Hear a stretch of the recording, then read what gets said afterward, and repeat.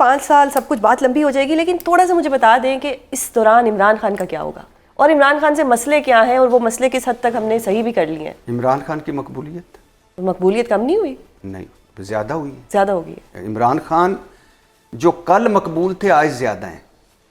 ایک ہوتی ہے قبولیت جو ہمارے ملک میں چلتی ہے، ایک مقبولیت ہے. قبولیت اور مقبولیت دونوں ہوں تو چیزیں بہتر ہوتی ہیں، لیکن اب ان کے پاس پیپلز پارٹی اور نون کے پاس صرف قبولیت رہ گئی ہے. صحیح. آج اگر مریم نواز، شہباز شریف، عاصم زرداری، بلاول بھٹو یہ اور پوری پیپلز پارٹی، پوری مولانا صاحب سڑک کے اس طرف جلسہ کریں اور اس طرف صرف یاسمین راشد کو، عمران خان کو چھوڑ دیں کہ وہ آ کے جلسے سے خطاب کریں گے، اس طرف کر لیں تو آپ دیکھ یہ فارغ ہو چکے ہیں اس حوالے سے. تو عمران خان صاحب کے لیے یہی ہے کہ عمران خان صاحب اگر بات چیت، سیاست ہے نا، تھوڑی سی ایک قدم پیچھے ہٹنا، آگے بڑھنا، جو جس نیازی کے ٹرائب سے ان کا تعلق ہے نا، اس کے بارے میں کہتے ہیں وہ بڑے ضدی ہوتے ہیں، اور عمران خان تو بہت ہی ضدی ہیں. اندر کی کنڈی کھولیں تو باہر کی کھل جائے گی. لیکن سننے میں یہ ہے کہ وہ بڑا غصہ کرتے ہیں اور بیٹھ کے کچھ ایسی باتیں بھی کہہ دیتے ہیں جو سننے والے سن رہے ہوتے ہیں، تو وہ کہاں مذاکرات کریں گے؟ آپ انجینئر محمد علی مرزا صاحب سے مل کے آئی ہیں؟ نہیں، میں کسی سے نہیں مل کے آئی، سنا ہے، بس سنا ہے. انجینئر محمد علی مرزا صاحب کی نے ہی سارا کچھ آ کر بار بتایا کہ ان کو تو خوشبوئیں بھی آتی رہی ہیں دیسی گھی کی. دیسی گھی تو ہے نا، پھر آج کل دیسی گھی کس کس کو دستیاب ہے. اور دوسری بات ہے، بہت سارے لوگوں کو دیسی گھی کی خوشبو پسند بھی نہیں ہوتی، حالانکہ مجھے بڑی پسند ہے، لیکن بہت ساروں کو پسند نہیں ہوتی. یہ نون لیگ اور پیپلز پارٹی کی 18ویں ترمیم کو لے کے کیا لڑائی ہو رہی ہے، اور آج ایم کیو ایم بھی اس میں شامل ہو گئی ہے، یہ کیا ہو رہا ہے؟ بیسیکلی 18ویں ترمیم، حالانکہ آج تو الیکشن ایکٹ میں ایک اور ترمیم ہو گئی ہے، ایک شرمناک ترمیم کہ ارکان پارلیمنٹ کے آپ اثاثے جو ہیں وہ خفیہ رکھے جا سکیں گے. میں تو کہتا ہوں اب ایک ترمیم کر دیں کہ ہم الیکشن میں ووٹ نہیں ہوں گے، چنیں گے. اور وہی تو ہو رہا ہے ویسے. اور نہیں، باقاعدہ کر دینا تو وہ جو ایک وہ اتنی لمبی ایکسرسائز ہے وہ اس سے جان چھوٹ جائے گی. اور ایک اور کر دیں کہ وہی ووٹ کاؤنٹ ہوگا جو مسلم لیگ اور پیپلز پارٹی کو ملے گا، اور اس کے بعد اگر کوئی ووٹ جو ریجیکٹ ہوگا وہ مولانا صاحب کو ملے گا، پھر اے این پی کو ملے گا، پھر پی ٹی آئی کی تو جماعت ہی ختم. پی ٹی آئی اور عمران خان کو بالکل سائڈ پہ کر دیں، وہ نہیں ٹھیک. صحیح ہو گیا. دنیا کے کسی مہذب ملک میں یعنی یہ ہوتا ہے کہ آپ کا جو نمائندہ ہے وہ اس کے اساس سے آپ خفیہ رکھیں، پبلک نہیں. ہاں، یعنی آپ اتنے شرمناک طریقے سے، اتنے افسوسناک طریقے سے، آپ اتنی ڈٹھائی سے ایسی ترمیمیں لا رہے ہیں. یعنی آپ کہنا کیا چاہتے ہیں کہ ہمیں نہیں پتہ چلنا چاہیے کہ یہ جو چند شاہی خاندان ہیں اب ان کے پاس کتنے پیسے ہو گئے، اب ان کے پاس کتنے پیسے ہو گئے، اب ان کے پاس کتنے پیسے ہو گئے. یعنی ہم کل کو یہ نہیں کہہ سکتے کہ مریم نواز میری بیرون ملک کے اندرون ملک کوئی جائیداد نہیں، پھر 2.25 ارب کی اس نے جائیداد ڈکلیئر کر دی، تو آئندہ یہ بھی پتہ نہیں چل سکے گا کہ کس کے پاس کتنا ہے. ویسے بھی یہ پورا ملک ہی ان کا ہے، لیکن کیوں یہ تکلف کر رہے ہیں؟ ہمیں جیلس ہونے دیا کریں کہ اتنے پیسے ہیں اس کے پاس. ہم بھی ہونا بھی اتنی شاہی شادی کی ہے، اتنا کچھ شادی پہ اتنی خوبصورت لگ رہی تھی. مریم نواز صاحب نے اگلے دن ایک بیان دیا تھا کہ اب سستے بازاروں سے 30 کے پتہ نہیں 60 سستے بازار اور کھلے جائیں گے اور اس میں سستی اور معیاری چیزیں ملیں گی. ایک بیان یہ بھی آیا تھا سستے کپڑے پہنتی ہیں مریم صاحب. ہاں نہیں، وہ تو عظمہ صاحبہ تو کچھ بھی کہہ سکتی ہیں. تو اچھا، تو وہ اس جو سستے اور معیاری تھے تو اس پہ میں نے کہا کہ بہت اچھی بات ہے، لیکن مجھے بتائیے گا کہ آپ کے بیٹے جنید کی شال جو ہے، گرم شال، وہ کس سستے اور معیاری بازار سے ملے گی؟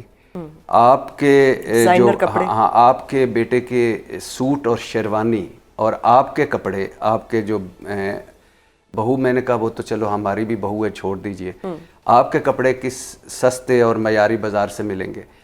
اور جو پورا یہ سارا کچھ ہم نے دیکھا، یہ کس سستے اور معیاری بازار سے ملتا ہے؟ اور جس ملک کا شاہی طبقہ، اگر مریم نواز وزیر اعلیٰ نہ ہوتی، شہباز شریف وزیر اعظم نہ ہوتے، 3 دفعہ وزیر اعظم نہ ہوتا میرا محبوب قائد، تو بلیو می میں جنید کی شادی انجوائے کرتا دیکھ کے کلپس.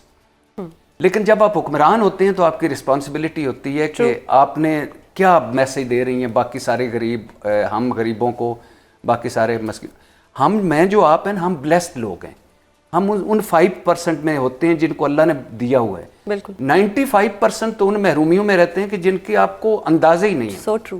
اور تو خیر لیکن بھٹی صاحب یہ شاہی خاندان لڑ کیوں رہے ہیں؟ پھر شاہانہ حرکتیں بھی ہونی چاہیے. 18ویں ترمیم کو لے کے لڑائی آپ شروع کو کر دی. لگتا ہے کہ یہ لڑ رہے ہیں؟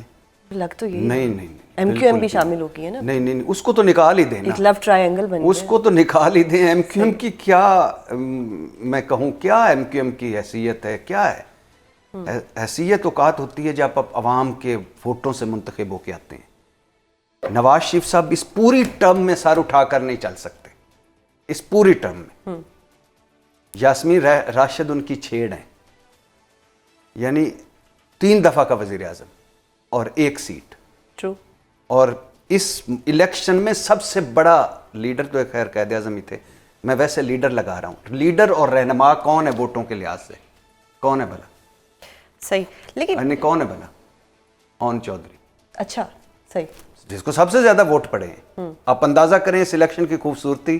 سلمان اکرم راجہ بیچارہ اتنے ووٹ لے کے ہار گیا اور اون چودھری کو اتنے ووٹ پڑے, حالانکہ نواز شریف صاحب نے بھی ووٹ ڈالے, اتنے ووٹ پڑے جتنے کسی کو نہیں پڑے. تو اس طرح کا یہ جینوئن الیکشن تھا.